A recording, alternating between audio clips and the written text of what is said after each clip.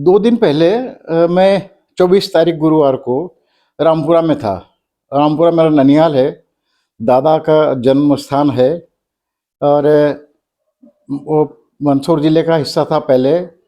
2 हिस्सों में जब मंदसौर ज़िला बँटा तो वो नीमच ज़िले में आ गया और मंदसौर ज़िला अविभाजित मंदसौर ज़िला मेरी सक्रिय पत्रकारिता का भी क्षेत्र रहा है और दादा की वजह से राजनीति का भी बड़ा क्षेत्र रहा है।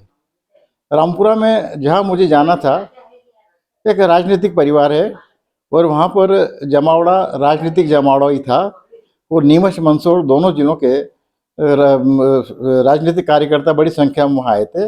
लंबे समय बाद कई लोगों से वहाँ पर उनसे मुलाकात हुई।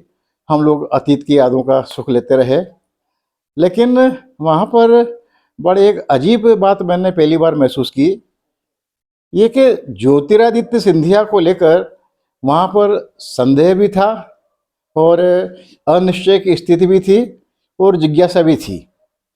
पता नहीं क्यों लोगों को लगा कि मेरे पास कुछ ज़्यादा सूचनाएं होगी तो वो मुझसे जानना चाहते थे, लेकिन संयोगवश क्योंकि मैं सक्रिय राजनीति से जुड़ा हुआ बिल्कुल नहीं हूँ, अखबार और टेलीविज़न भी देखना इन दोनों बंद है, तो मुझे कुछ पता नहीं था। लेकिन वहाँ जाकर मुझे वो कांग्रेसी भी मिले जो सिंधिया जी के साथ कांग्रेस छोड़कर भाजपा में जा चुके थे।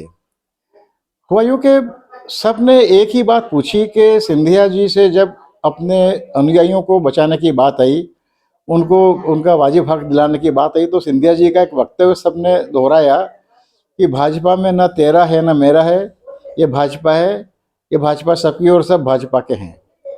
इसका अर्थ वहाँ ये लगाया जा रहा है सिंधिया समर्थकों में ख़ास तौर से कि सिंधिया जी अब अपने बचाव की चिंता ज़्यादा कर रहे हैं और अपने समर्थकों की चिंता शायद उनके चिंता की सूची में समाप्त हो गई है, उन्होंने हटा लिया है। अब वो जो भी कर रहे हैं केवल अपने राजनीतिक अस्तित्व रक्षा के लिए कर रहे हैं। मुझे थोड़ा अजीब सा लगा क्योंकि श्रीमती विजया राजे सिंधिया उनकी राजनीति कांग्रेस से शुरू हुई थी और बाद में वो जनसंघ में चली गई थी। बहुत कम लोगों को पता होगा कि कांग्रेस छोड़ने के कुछ कारणों में से एक बड़ा कारण श्रीमती सिंधिया का ये था कि वो चाहती थी कि ग्वालियर संभाग में उम्मीदवारों के सूची उम्मीदवारों को कांग्रेस की उम्मीदवारी किसको दी जाए ये वो तय करेंगी, जबकि पंडित द्वारका प्रसाद जी मिश्रा कहना था कि ये उम्मीदवारी संगठन तय करेगा, श्रीमती सिंधिया तय नहीं करेंगी। अन्य कारण भी रहे होंगे, लेकिन श्रीमती सिंधिया के कांग्रेस छोड़कर जनसंघ में जाने का एक कारण बड़ा ये भी रहा। तब से जनसंघ को श्रीमती सिंधिया का जो प्रश्रय मिला, जो संरक्षण मिला, आर्थिक, सामाजिक, राजनीतिक सभी तरह का वो अद्भुत था। उसके बाद में सिंधिया जी, माधवराव जी सिंधिया, वो राजनीति में आए। उनके जीते जी आ गए थे वो, और ऐसा बड़ा लंबा वक्त रहा कि दोनों माँ बेटे अलग अलग राजनीतिक दलों में थे। सिंधिया जी कांग्रेस में थे, श्रीमती सिंधिया जनसंघ में थी। लेकिन जो मुख्य चिंता वाली बात थी कि सिंधिया जी, ज्योतिरादित्य सिंधिया अपनी चिंता कर रहे हैं, इस पे जब विश्लेषण वाली बात आई तो मालूम पड़ा कि श्रीमती सिंधिया ने जनसंघ को अपने कुटुंब की तरह संरक्षण दिया। वो सबकी चिंता करती थी और अपनी ओर से सबकी खोज खबर लिया करती थी। उनके बाद में माधवराव जी जब राजनीति में आए तो वो कुटुंब की नहीं, अपने परिवार की चिंता किया करते थे कि, और उनकी अच्छी विशेषता ये थी कि श्रीमती सिंधिया अपनी ओर से लोगों से संपर्क करती थी और माधवराव जी के पास उनका अपनी ओर से संपर्क शायद वो कम करते थे, लेकिन जो भी उनसे संपर्क करता था उससे वो बहुत ही आत्मीयता से, प्रगाढ़ता से मिलते थे और मिलने वाले को लगता था कि माधवराव जी केवल उसी से मिल रहे हैं, उसी से मिलने के लिए बैठे हुए हैं।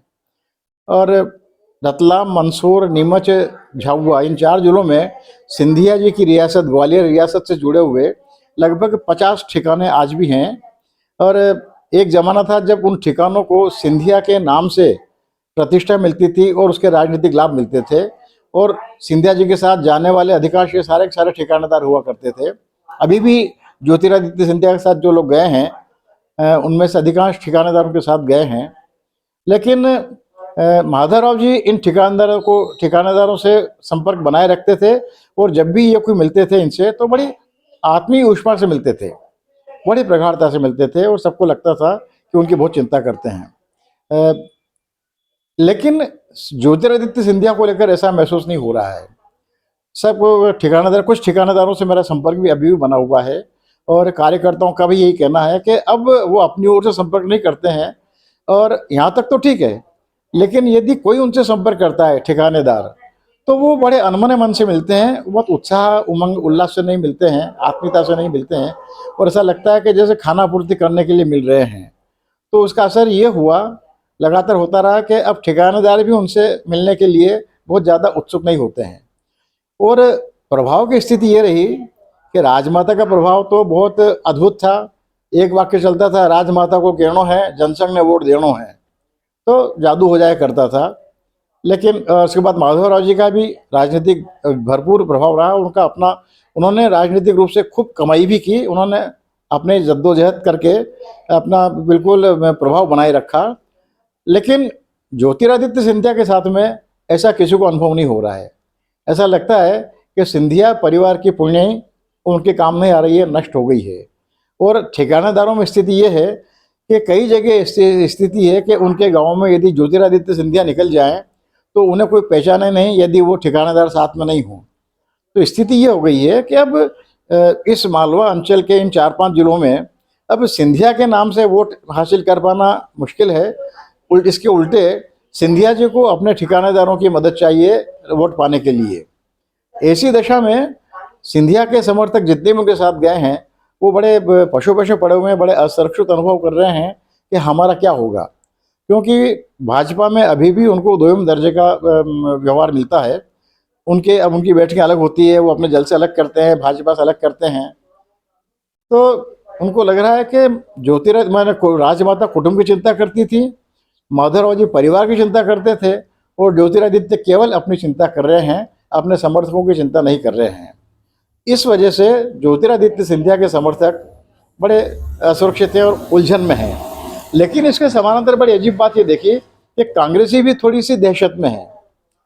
अभी वो राह देख रहे हैं कि कांग्रेस हाईकमान सिंधिया को लेकर अपनी स्थिति सुस्पष्ट करे सार्वजनिक रूप से।